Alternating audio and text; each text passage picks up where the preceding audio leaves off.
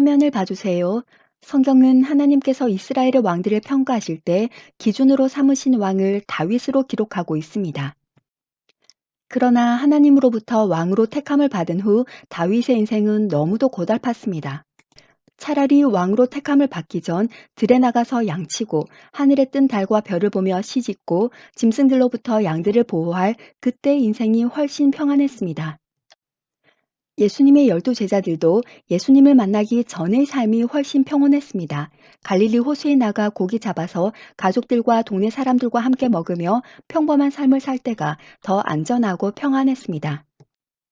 그러나 예수 그리스도를 만나고 십자가에 달려 돌아가시고 부활하신 예수님을 다시 배웠고 예수님 승천하신 후 성령을 받고 난 이후의 그들의 삶은 인간적으로 매우 험난했습니다.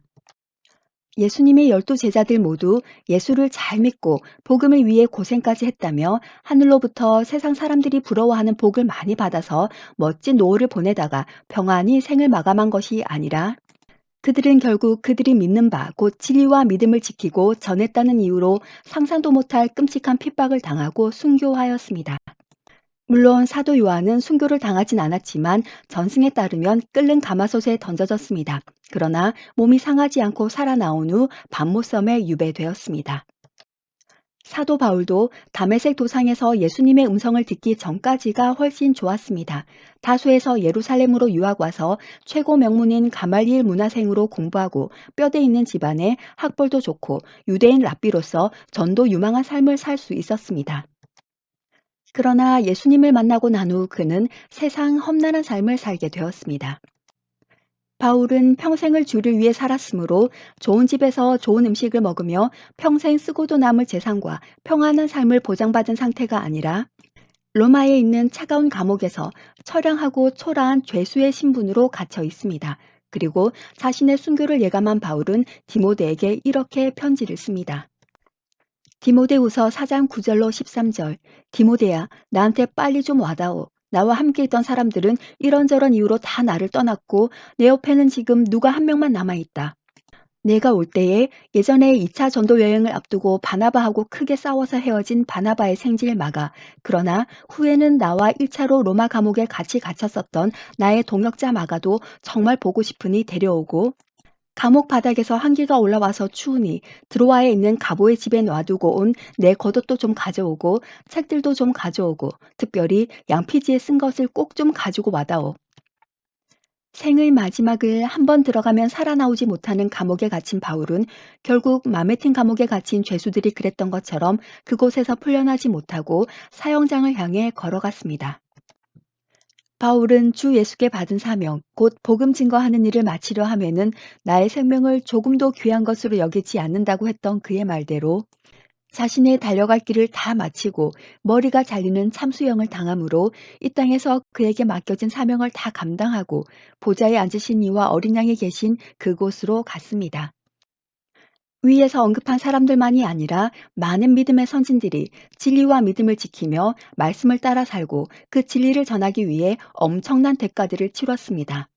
하나님의 말씀에 그렇게 잘 순종하고 예수님의 말씀대로 살며 복음을 전했는데도 요즘 믿는다 하는 사람들이 그렇게 하나님께 달라고 달라고 여전히 빌고 있는 그런 복들의 근처에는 가보지도 못한 채 고난 중에 생을 마감했습니다. 이처럼 역사상 믿음의 선진들은 진리와 믿음을 끝까지 지키고 전하며 그 믿는 바대로 말씀대로 산다는 것이 얼마나 어려운 일인지를 증명하였습니다. 세상 살면서 좀 힘들 때, 급박할 때는 예수를 찾고 자신에게 필요한 것들을 달라고 기도하고 그렇지 않을 때는 자기 맘대로 살아도 되는 믿음이 성경에서 말하는 믿음이라면 믿음의 선진들은 고생을 사서하며 정말 바보 같은 짓을 하다가 비참하게 죽은 것이 됩니다. 예수를 믿으면 이 땅에서 복받고 여러 가지 문제들이 해결되고 근심 걱정이 없는 등의 기쁨과 소망만 넘칠 것 같지만 성경과 역사에서 이미 증명된 바와 같이 사실 예수를 믿는다는 것, 진리와 믿음을 지킨다는 것, 그 믿는 바대로 산다는 것은 인간적인 생각, 인간적인 편안함을 버려야 하는 참으로 불편한 일입니다. 왜냐하면 하나님의 말씀, 곧 진리는 전적으로 타락한 인간들이 사는 전적으로 타락한 세상을 전적으로 거스르는 것이기 때문입니다. 그러니 예수를 믿으면 삶의 매 순간이 영적 전쟁과 말씀과 세상 사이에서의 심리적 갈등과 결단의 연속인 것입니다. 그러나 그 옛날이나 지금이나 똑같은 진리를 믿는 것인데도 현대 예수 믿는다 하는 사람들의 신앙생활은 너무 가볍고 편합니다. 마치 예수 믿는 것이 여러 가지 것들 중에 자신이 뭘 하나를 하기로 선택한 것 같은 느낌입니다. 화장, 헬스, 요가, 각종 운동, 쇼핑, 외국어나 자격증 공부 등은 기꺼이 시간과 돈을 투자하지만 예수 믿는 것은 그런 것들보다 현실적으로 더 아래에 있는 것 같고, 그래서 기꺼이 자신의 시간이나 마음이나 에너지를 쏟으려 하는 그런 일들의 순위 안에 거의 들어가지를 못합니다. 그 옛날 구약의 선지자들도 인간이고 신약의 바울도 인간이고 예수님의 제자들도 다 우리와 같은 인간이었습니다. 겨울이면 추위를 느끼고 끼니 때가 되면 배가 고프고 따뜻한 잠자리에 누우면 편안함을 느끼는 우리와 똑같은 인간이었습니다. 그러나 현대 믿는다 하는 사람들과는 비교가 안 될 정도로 진리와 믿음을 지키기 위해, 말씀을 따라 살기 위해, 그리고 복음 전파를 위해 개인적으로도 사역적으로도 결코 쉽지 않은 상황들을 겪으며 참으로 혹독한 대가를 치렀습니다. 히브리서 11장 37절에는 우리 믿음의 선진들이 진리와 믿음을 지키며 말씀을 따라 산다는 이유로 돌에 맞고 톱으로 몸이 잘리고 시험 당하고 칼에 찔려 죽임을 당하고 양과 염소의 가죽을 입고 유리하고 궁핍과 환난과 학대를 받았다고 기록되어 있습니다. 또한 바울은 고린도후서 11장 23절로 28절에 기록하기를 내가 수고를 넘치도록 하고 옥에 갇히기도 더 많이 하고 매도 수없이 맞고 여러 번 죽을 뻔하였으니 유대인들에게서 40대에서 한 대를 뺀 매를 5번이나 맞았고 세 차례 몽둥이로 맞고 한 번 돌에 맞고 3번 배가 파선하여 밤낮을 바다에 표류하였고 여러 번의 전도 여행에서 강의 위험과 강도의 위험과 동족의 위험과 이방인의 위험과 도시에서의 위험과 광야의 위험과 바다의 위험과 거짓 형제 중의 위험을 당하고 또 수고와 고통에 시달렸고 여러 번 뜬 눈으로 밤을 새웠고 줄이며 목마르고 여러 번 굶고 춥고 헐벗었다고 하였습니다. 인간이 이런 상황을 감당할 힘이 어디서 나오겠습니까? 인간이라면 당장이라도 도망가고 싶지 않겠습니까? 당장이라도 집으로 돌아가서 깨끗이 씻고 따뜻한 밥 먹고 물도 마시고 곤히 자며 쉬고 싶지 않겠습니까? 그리고 그렇게 하려면 할 수도 있었습니다. 그러나 성경에서 말하는 믿음이 있다면 이런 극한의 일을 당할 때에 견뎌낼 용기가 하늘로부터 오는 것입니다. 물론 그렇다고 맞아도 안 아프다든지 고통이 금방 사라져 버리는 것은 아니지요. 그럴지라도 견뎌내고 감당해낼 수가 있다는 말입니다. 성경에서 말하는 믿음이 있다면 진리와 믿음을 지키며 말씀을 따라 삶으로 당하는 고난과 핍박을 피한다거나 당장의 자신의 유익과 평안을 위해 믿음에서 파선하는 길은 결코 가지 않는 것입니다. 왜냐하면 베드로후서 3장 13절 믿는 자들은 그의 약속대로 하나님의 의에 거하는 바 새하늘과 새 땅을 바라보기 때문입니다.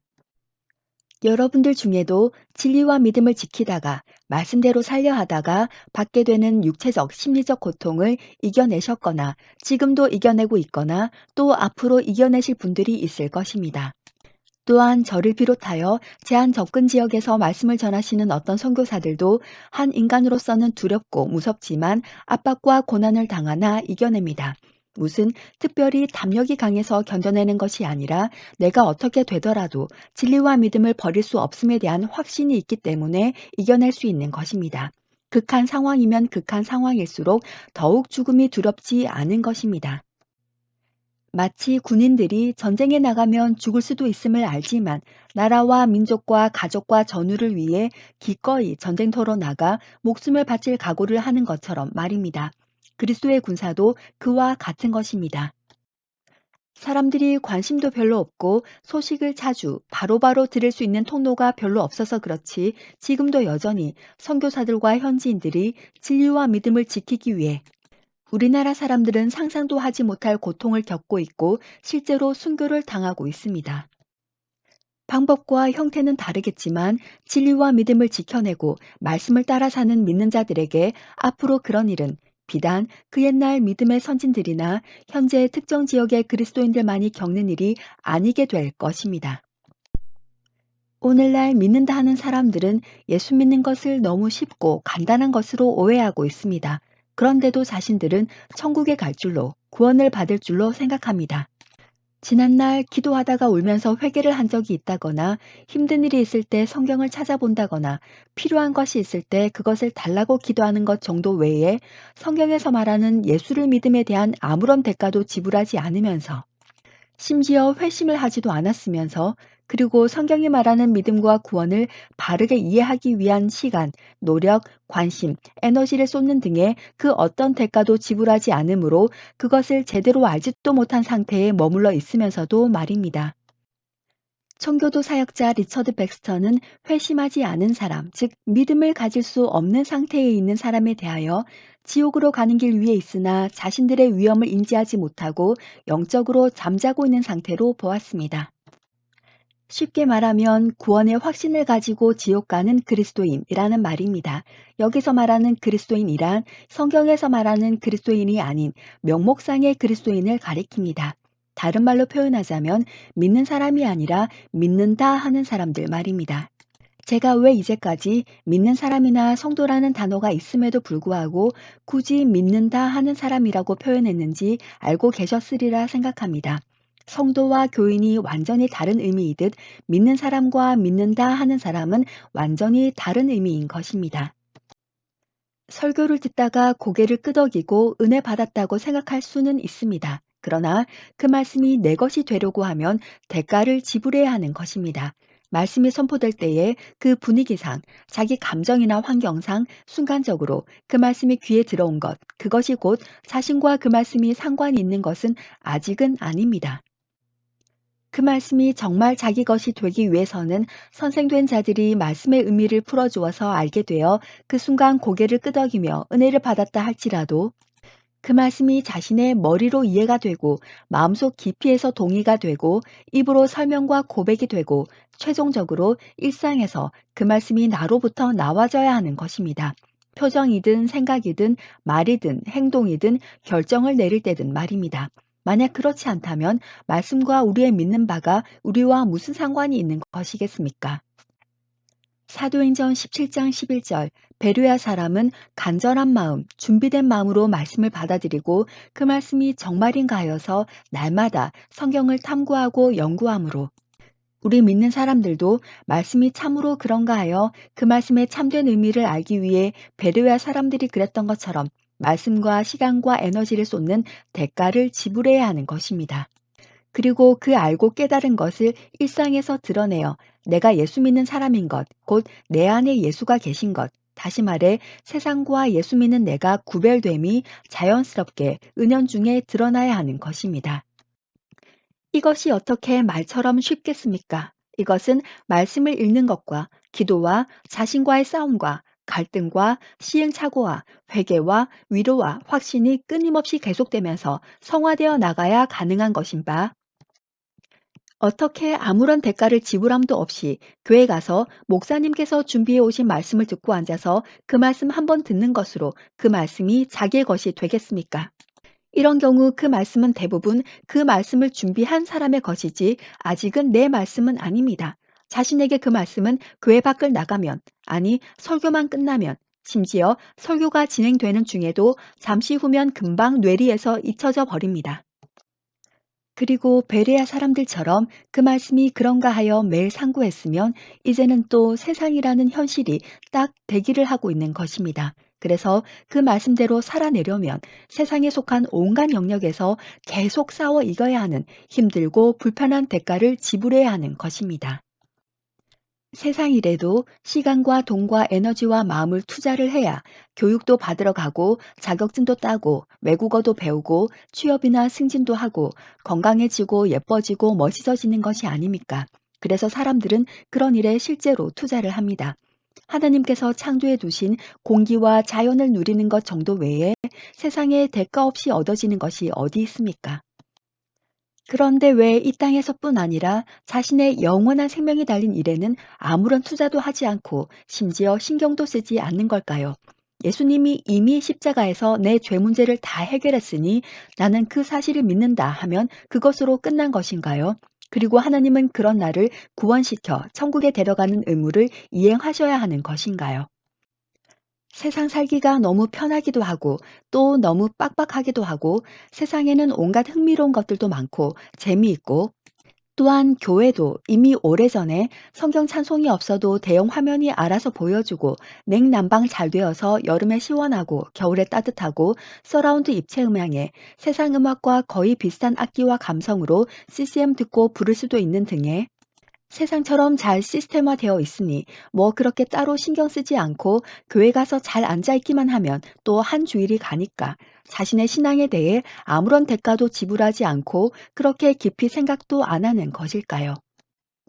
세상이 가벼워졌다고 진리도 가벼워진 것이 아닌데 요즘 세상의 트렌드가 쉬워지고 간단해지고 간편해졌다고 해서 진리와 믿음까지 그렇게 되는 것이 아닌데 믿는다 하는 사람들의 신앙은 세상이 편해지는 것과 함께 점점 더 간편해지고 쉬워져 가는 것 같습니다. 진리와 믿음을 지키며 말씀을 따라 사는 것은 인스턴트 음식처럼 단지 몇 분 안에 완성이 되어 자기 몸으로 들어갈 수 있는 것이 아닌데도 말입니다. 이렇게 평소 자신의 영혼을 위해 투자할 시간도 관심도 마음도 없는데 진리와 믿음을 지키며 말씀 따라 살기 위해 대가 지불은 무슨 대가 지불을 하겠습니까?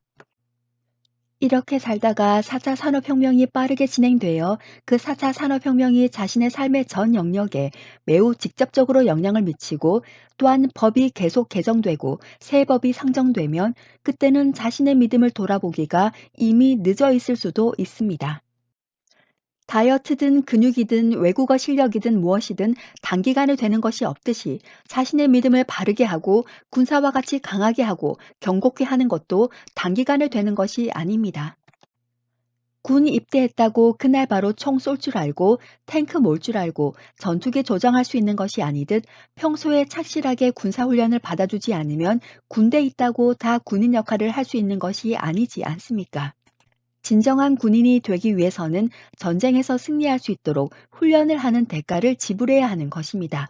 마찬가지로 교회만 잘 다니고 봉사만 잘한다고 자신의 믿음이 군사와 같이 되는 것이 아닙니다. 그러하니 더 늦기 전에 지금부터라도 중단 없이 꾸준히 시간과 마음과 에너지와 삶을 투자하여 성경이 말하는 진리를 바로 알고 그 바로 아는 진리 위에 믿음을 견고해야 하고 무엇보다도 말씀대로 살아내기 위해 힘쓰고 애써야 할 것입니다.